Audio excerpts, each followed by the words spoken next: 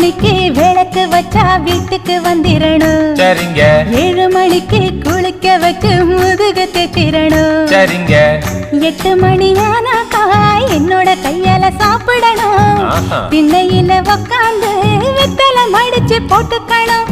9 மணி அடிச்சா பாய் விரிச்சு கதவடைக்கணும். 10 மணிக்கு விளக்கடைச்சு பக்கத்துல வரணும். எங்க அப்பா 8 பட்டி ராசா கொஞ்சம் காத கொடுங்க லேசா. கட்டுன புருஷ நடக்கும் முறைய சொல்லித்தர ரோசா.